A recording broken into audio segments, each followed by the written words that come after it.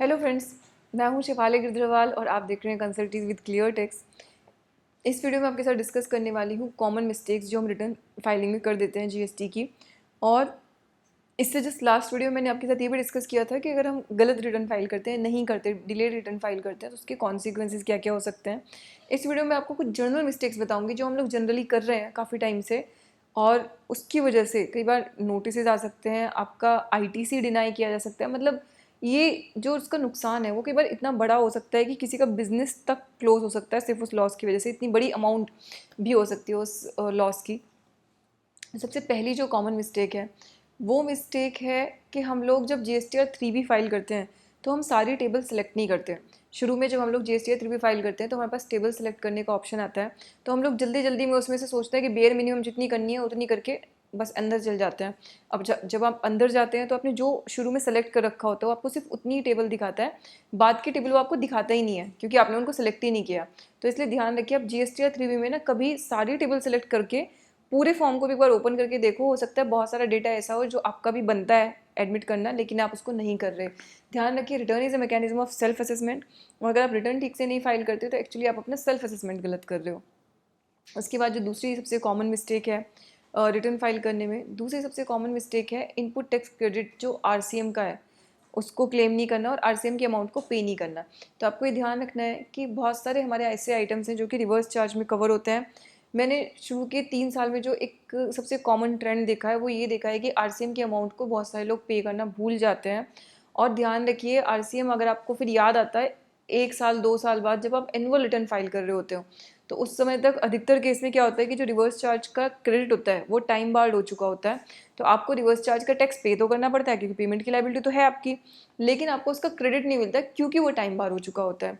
तो इसलिए आपके लिए इंपॉर्टेंट हो जाता है कि रिवर्स चार्ज वाले जितने भी टैक्सेस हैं उनको पे करें। इसके कुछ जो मोटे मोटे आइटम्स हैं वो मैं आपको यहाँ पे ब्रीफ कर सकती हूँ। जैसे डायरेक्टर्स की सैलरी रिवर्स चार्ज के अंदर कवर होती है, सॉरी डायरेक्टर्स की सैलरी नहीं, डायरेक्टर्स का जो और सैलरी के अलावा कोई और चार्जेस अगर आप डायरेक्टर को पे कर रहे हैं तो वो रिवर्स चार्ज में कवर होते हैं।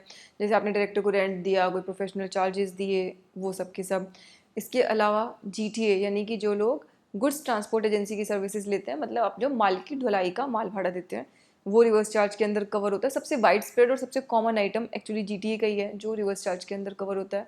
देन इसके अलावा स्पॉन्सरशिप रिवर्स चार्ज के अंदर कवर होती है। एडवोकेट की अगर आपने कोई सर्विसेज ली, लॉयर की, एडवोकेट की, तो वो रिवर्स चार्ज के अंदर कवर होती है। आपने अगर इंपोर्ट किया तो जो ओशियन फ्रेट होता है बाहर से जो आपको चार्ज किया गया वो भी आपका रिवर्स चार्ज के अंदर कवर होता है। तो ये कुछ जनरल आइटम्स हैं, इसकी काफ़ी लंबी लिस्ट है वैसे।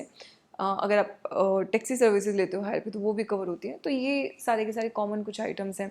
तो इनके केस में इसके लिए अगर आपको रेफ़र करना है कि मुझे पता कहाँ से चलेगा कि भाई मैं रिवर्स चार्ज कहाँ पे, तो 13/2017 नोटिफिकेशन है एज अमेंडमेंट करके, उसके अंदर कुछ और भी एंट्रीज इंक्लूड की गई हैं। तो वहाँ से आप देख सकते हैं कि किस किस चीज़ पे रिवर्स चार्ज लगता है और उसको आप कवर कर सकते हैं। अब अगर आपने रिवर्स चार्ज वाला अमाउंट पे नहीं किया, देखो यहाँ पे पता इंपॉर्टेंट चीज़ क्या है कि कोई आपको बोलने वाला नहीं कि आपको ये पे करना है। एज ए बिजनेस आप करते जा रहे हो तो आप गलती करते रहोगे, 1 साल हो जाएगा, 2 साल हो जाएगा। जब आपका कोई अच्छा कंसल्टेंट कोई रिटर्न फाइल कर रहा होगा या आपकी कोई मान लीजिए कोई ऑडिट कर रहा होगा, डिपार्टमेंट का भी ऑडिट करने आ जाएगा, आपको तब पता चलेगा कि अच्छा ये तो रिवर्स चार्ज वाली चीज़ थी, मुझे पता ही नहीं था इतने सालों से। तो उसका फिर कॉन्सिक्वेंस क्या होगा कि आपको पे तो करना पड़ेगा बट आपको उसका इनपुट टैक्स क्रेडिट नहीं मिलेगा। ऑल्दो ये डिस्प्यूटेड है और काफ़ी लोगों को लगता है कि क्रेडिट मिल जाएगा, और मैं एक बारी के लिए मान लेती हूँ चलो आप लिटिगेशन में गए और आपने लिटिगेशन बहुत साल तक केस लड़के कुछ करके चलो आप अपने फेवर में रिजल्ट ले भी आए, लेकिन अब सोचोगे इतने साल जो लिटिगेशन की कॉस्ट है, अगर मैं एमएसएमई सेक्टर की बात करूं तो उनकी तो लिटिगेशन की कॉस्ट ही उतनी हो जाएगी जितना उनका क्रेडिट नहीं होगा रिवर्स चार्ज का। तो इसलिए मतलब वो चीज़ भी सेंस नहीं है उस चीज़ का कोई भी। तो सेंस आपका यही बनता है कि आप रिवर्स चार्ज वाले आइटम्स को ट्रेस करो, उनकी लिस्ट बनाओ, ऑन पे रिवर्स चार्ज पे करो और साथ के साथ अपना इनपुट टैक्स क्रेडिट क्लेम करो।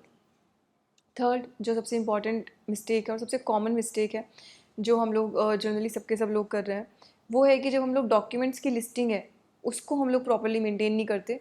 रिसीट वाउचर बनाना होता है, पेमेंट वाउचर बनाना होता है, वो तो 90% जो टैक्स पेयर है वो बनाते ही नहीं है। अपार्ट फ्रॉम दैट जो रिवर्स चार्ज के केस में अनरजिस्टर्ड से अगर हमने कुछ परचेज किया तो उसकी मुझे सेल्फ इन्वॉइसिंग करनी होती है। तो वो सारी की सारी जो डॉक्यूमेंट्स की लिस्ट है वो आपको रिटर्न में मेंशन करनी होती है और वो आप अक्सर भूल जाते हैं, अक्सर आप डॉक्यूमेंट पूरे बनाते भी नहीं हैं। ध्यान रखिए, इसके लिए आपको पेनल्टी लेवी की जा सकती है अगर डिपार्टमेंट इस चीज़ का संज्ञान ले ले तो। और ये काफ़ी गलत चीज़ है अपने आप में, क्योंकि डॉक्यूमेंट वो इसलिए चाहते हैं कि बाद में आप किसी डॉक्यूमेंट को मिस अप्रोप्रिएट नहीं करो। तो आप इस तरीके से इन्फॉर्मेशन नहीं दे रहे हो ठीक से, तो इसका मतलब आप एक लूप होल छोड़ रहे हो कि अच्छा मैं बाद में भी मिस इंटरप्रेट कर सकूँ, मिस यूज़ कर सकूँ किसी डॉक्यूमेंट का। तो ऑब्वियसली ये कोई बहुत अच्छी नज़रों से नहीं देखा जाएगा डिपार्टमेंट की साइड से, तो ये आपकी पेनल्टी का एक कारण बन सकता है। इसके अलावा एक और जो बहुत जनरल मिस्टेक है वो है जो हमारी एक्सपोर्ट टर्नओवर है, जीरो रेटेड सप्लाई हम जिसको बोलते हैं। उस जीरो रेटेड सप्लाई को हम लोग कभी एग्जेम्प्टेड में डाल देते हैं, कभी हम उसको नील रेटेड में डाल देते हैं, कभी हम लोग उसको जो है जनरल डोमेस्टिक सप्लाई में डाल देते हैं। ध्यान रखें ये सही तरीके से रिकॉर्ड करना इस सप्लाई को बहुत ज़रूरी है, क्योंकि अगर आपने अपने एक्सपोर्ट्स गलत रिकॉर्ड कर लिए अपनी किसी भी रिटर्न के अंदर, तो जो उसका एक्सपोर्ट बेनिफिट है वो आपको नहीं मिलता। तीनों रिटर्न्स मैच होनी चाहिए। तीनों रिटर्न्स मतलब 2 रिटर्न्स और एक शिपिंग बिल अगर गुड्स का केस है। जब तक वो तीनों मैच नहीं करेंगे तब तक आपका रिफंड नहीं आएगा। और आपने 3B में अगर गलती कर दी तो आपके पास सही करने का कोई ढंग से तरीका नहीं है, क्योंकि कंसोलिडेटेड रिटर्न है और एडिट हो नहीं सकती। तो इसलिए आपको बहुत बहुत ध्यान रखना है कि एक्सपोर्ट को हमेशा जीरो रेटेड टर्नओवर के अंदर कवर करना है। उसके अलावा उसे कहीं पे भी लिखेंगे तो आपके अननेसेसरी रिफंड अटक जाएंगे। मतलब छोटी सी एक लाइन की गलती है, लेकिन उसको ठीक करने का भी कोई मैकेनिज्म कन्फर्म नहीं है हमारे पास अवेलेबल। तो ये आपके लिए काफ़ी डिट्रीमेंटल हो सकता है। आपका एक्सपोर्ट बिजनेस जो है अननेसेसरी उसका 18% का टैक्स आपका चला गया, तो वही हो सकता है कि प्रॉफिटेबल बिजनेस पता चला लॉस मेकिंग बिजनेस में कन्वर्ट हो गया। आपने इतनी मेहनत की, टीम रखी, इतने ऑर्डर्स लेके आए, सेल की, डिलीवर किया, सब कुछ किया, लेकिन at the end of the day आप पता चला you and up making losses, आप नुकसान में बंद कर रहे हो बिजनेस। तो डेफिनेटली आपको इस चीज़ का ध्यान रखना है कि रिटर्न आपको प्रॉपरली फाइल करनी है। अपार्ट फ्रॉम दैट, इसके अलावा एक और जो फिर से बड़ी कॉमन मिस्टेक है, हम लोग एग्जेम्प्टेड टर्नओवर को ना कई बार दिखाते नहीं है। उसका रीज़न ये है कि एग्जेम्प्टेड टर्नओवर हमेशा टर्नओवर के अंदर ही हो, फाइनेंशियल्स में ज़रूरी नहीं है। तो बहुत सारी चीज़ें ऐसी हैं जो एग्जेम्प्टेड टर्नओवर हैं जीएसटी के हिसाब से, लेकिन फाइनेंशियल्स के हिसाब से नहीं होती। जैसे इंटरेस्ट को हम लोग टर्नओवर में नहीं रिकॉर्ड करते अपने फाइनेंशियल्स के अंदर, लेकिन जीएसटी के अंदर वो जीएसटी सप्लाई का एक हिस्सा है। तो यानी कि इंटरेस्ट मुझे एग्जेम्प्टेड के अंदर दिखाना चाहिए। तो इस तरह की काफ़ी सारी सप्लाईज होती हैं जिनको हम लोग मिस कर देते हैं। तो एग्जेम्प्टेड के भी वो आइटम जो आपके भले ही बैलेंस शीट में सेल्स में नहीं दिख रहे, बट एक्चुअली में they are part of exempted supply. GST के अंदर वो एग्जेम्प्टेड सप्लाई है। तो आपको ध्यान रखना चाहिए जब आप मैच कर रहे हो तो आप अपने बैलेंस शीट के अंदर अपने P&L के अंदर देखो। P&L में आपके जितने भी क्रेडिट वाली इनकम है, जितनी भी, उनमें से हर कोई कहीं ना कहीं तो रिपोर्ट होगी ही होगी मोस्ट ऑफ द केसेस में। अनलेस आपको कोई सैलरी से इनकम आ रही हो तो वो बात एक अलग है, लेकिन उनमें से ऑलमोस्ट सारी ही रिकॉर्ड होनी चाहिए। तो आप ध्यान से देखें कि कोई एग्जेम्प्ट में जाएगी, कोई नॉन जीएसटी में जाएगी, कोई नॉर्मल में जाएगी, टैक्सेबल में जाएगी, लेकिन मोस्टली आप ये देखोगे उसको पूरा रिकंसाइल करो, उसको कंप्लीट करो पूरा। देन एक और कॉमन मिस्टेक जो सबसे बड़ी मिस्टेक है, जो आप सबसे बाद में आपके साथ डिस्कस कर रही हूँ, हम लोग इनपुट टैक्स क्रेडिट लेने से पहले 2A और 2B को मैच नहीं करते।